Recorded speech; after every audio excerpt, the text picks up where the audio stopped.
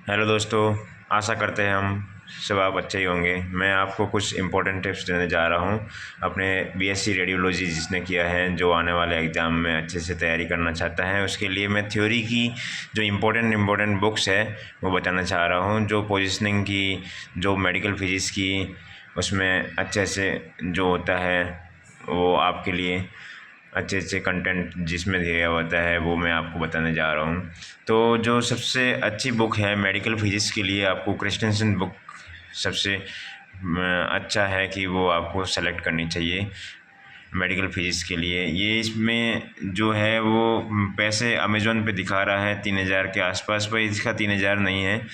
इसका कोई 5th addition या ऐसा कुछ है जो फ्लिपकार्ट पे ऐसे अवेलेबल है। कोई 1,000 रुपये के अंडर में मिल जाएगा आपको, 1,000 रुपये के आसपास मिल जाएगा। 1,000 रुपये में इजीली अवेलेबल हो जाएगा आपको फ्लिपकार्ट पे। और मान लो फिर भी आपको ज़्यादा लगता है तो आप क्या करना कि इसका जो पीडीएफ है वो नेट पे पीडीएफ भी दिया हुआ है। आप पीडीएफ है जो आराम से मतलब कि इसको निकाल के पीडीएफ निकाल के उसका प्रिंट निकलवा सकते हैं पीडीएफ से, तो ज़्यादा अच्छा हो जाएगा, इजीली अवेलेबल हो जाएगा। सस्ता भी रहेगा पीडीएफ से प्रिंट निकालना। वैसे थोड़ा 1,000 रुपये के आसपास बता रहा है फ्लिपकार्ट पे। इसमें कंटेंट देखें तो अपन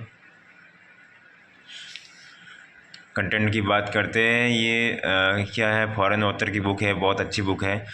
इसमें क्या है कि काफ़ी सारे लोग होते हैं जो केथ आइलैंड होता है, बुशबर्ग होता है, उसको फॉलो करते हैं, पर सबसे बेस्ट बुक है मार्केट में वो क्रिस्टेंसन ही है। आने वाले जितने भी एग्ज़ाम जो हो रहे हैं, सीआरई हो रहा है, जो भी पहले 2-3 हुए हैं सीआरई, और भी अदर एम्स के एग्ज़ाम होते थे, उनमें सबसे ज़्यादा इसी से ही क्वेश्चन पूछे जाते थे। इसमें बहुत कम ही है जो करेक्शन है। और दूसरी बात यह है कि आने वाले एग्ज़ाम में जो आरआरबी हो गया, केजीएमयू हो गया, जिपमर हो गया, उसमें ये काफ़ी अच्छा है बुक उनके लिए, थ्योरी के लिए। अगर मान लो अपन कंटेंट की बात करें तो इसमें कंटेंट है वो सारा दिया हुआ है। जो अपने टॉपिक्स की बात करते हैं, रेडिएशन है, प्रोडक्शन ऑफ एक्सरे है, जनरेटर है, बेसिक इंट्रैक्शन हो गया, x-ray and matter, attenuation filter, x-ray beam restrictor जो फिल्टर कॉलीमेटर होते हैं, जो ग्रिड है हो गया, लिमिनेसेंट स्क्रीन हो गया, एक्सरे फिल्म प्रोसेसिंग हो गया, करेक्टरिस्टिक एक्सरे फिल्म हो गया, फ्लोरोस्कोपी हो गया, व्यूइंग ऑफ आप ये छोड़ सकते हैं, और रेडियोग्राफिक इमेज हो गया। उसके बाद में जियोमेट्री रेडियोग्राफिक इमेज हो गया, बॉडी सेक्शन रेडियोग्राफी, ये भी आप अगर पढ़ना चाहें तो पढ़ सकते हैं, लेकिन आप देख सकते हैं। थोड़ा ऐसे ही ओवरव्यू मतलब रफली आप पढ़ के निकाल सकते हैं। स्टीरियोस्कोपी हो गया, ये सिर्फ इसका जो तो इसकी जो समरी है वही इतना इम्पोर्टेंट है स्टीरियोस्कोपी के लिए। जीरो रेडियोग्राफी हो गया, इसके भी कभी कभार क्वेश्चन पूछ सकते हैं। सीटी हो गया, अल्ट्रासाउंड हो गया, प्रोटेक्शन हो गया, डिजिटल रेडियोग्राफी हो गया, एनएमआर हो गया और एमआरआई हो गया।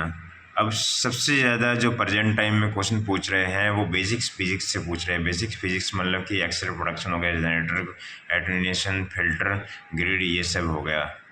इनसे सब सबसे ज़्यादा क्वेश्चन पूछ रहे हैं। और एक प्रोटेक्शन से पूछते हैं, प्रोटेक्शन जो है प्रोटेक्शन से सबसे ज़्यादा पूछते हैं।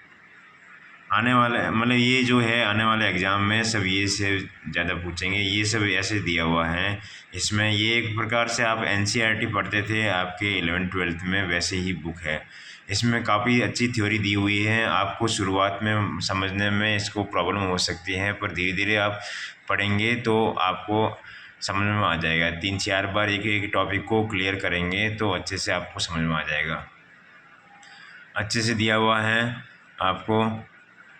थोड़ा ये है कि मेहनत लगेगी पहली बार पढ़ने में, दूसरी बार तीसरी बार पढ़ेंगे तो आपको थोड़ा इजी हो जाएगा।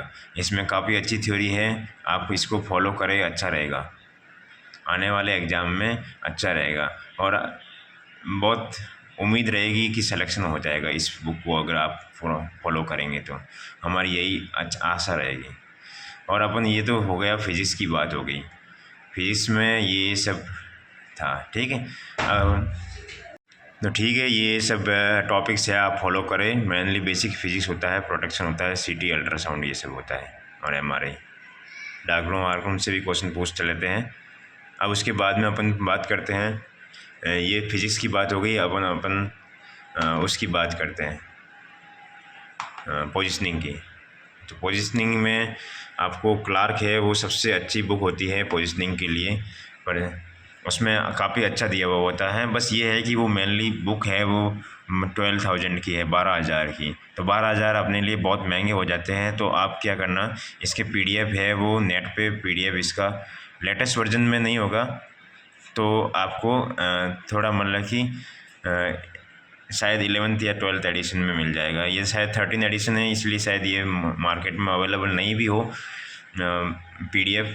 तो जो अवेलेबल होगा आप उसकी प्रिंट निकलवा सकते हैं, ठीक है। ऐसे आपको महंगी पड़ जाएगी। इसका अगर मान लो अपन कंटेंट की बात करें तो ये सब कंटेंट दिया हुआ है, 13 एडिशन है, काफ़ी अच्छी बुक है। आप इसको 3D में सब मतलब कि इसको इमेज से आपको समझाया हुआ पोजिशनिंग, ये सब अपर लिम लोअर लिम ये सब दिया हुआ है, वर्टिबल है, पर्टिकुलर पार्ट के हिसाब से आपको समझाया हुआ है मेनली आपको। तो एक एक टॉपिक दिया हुआ है, अच्छे से टॉपिक को इमेज बेस्ड क्वेश्चन से समझाया हुआ है, इमेज बेस्ड से समझाया हुआ है थ्योरी से। अपन बात करें तो जैसे देखो, अगर मान लो एक टॉपिक की बात करें, थोड़ा इधर लाना पड़ेगा।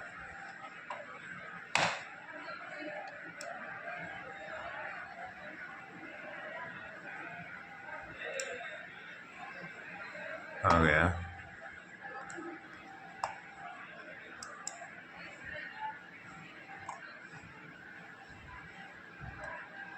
ऐसे थोड़ा नीचे आ गया अपन। ऐसे एक एक टॉपिक से समझाया हुआ है। देखो ये जैसे कि मान लो पेल्विस है, तो पेल्विस में ये पोजिशनिंग ये सब एक एक टॉपिक से समझाया हुआ है, ठीक है। पोजिशनिंग से एडक्शन एबडक्शन क्या होता है, सब ये क्या क्या मतलब कि पोजिशनिंग होती है, सब ये समझाया हुआ है आपको। हाथ का देखे तो ऐसे देखो, हाथ की सारी टॉपिक कहाँ गया, रेडियोग्राफी, इमेज, ये सब अच्छे से समझाया हुआ है, ठीक है। आप इस बुक को फॉलो करना, अच्छा रहेगा। चेस्ट एक्सरे देखो, चेस्ट का सारा दिखाया हुआ है। ये अभी शुरुआत का है, आप ऐसे अपर लिंग लोअर लिंग पे जाएंगे तो काफ़ी अच्छा दिया हुआ है, ठीक है।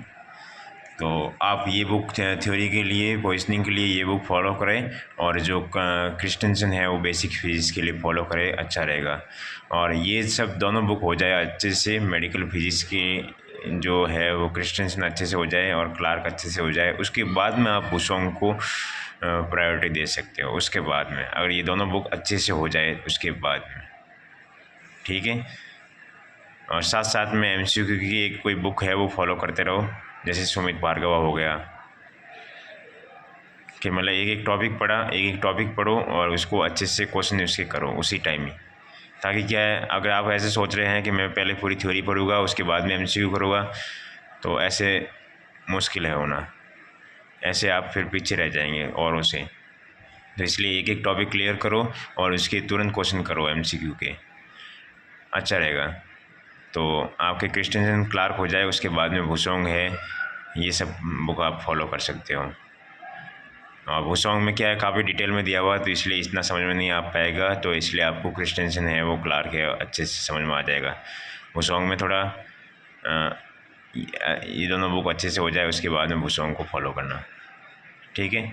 ओके बाय, आशा करते हैं आपको अच्छा लगा होगा, आप फॉलो करेंगे। आपका, हम यही चाहते हैं कि आपका अच्छे से सिलेक्शन हो जाए, सबका सब अच्छी अच्छी जगह सेलेक्ट हो गए। Okay bye, thank you.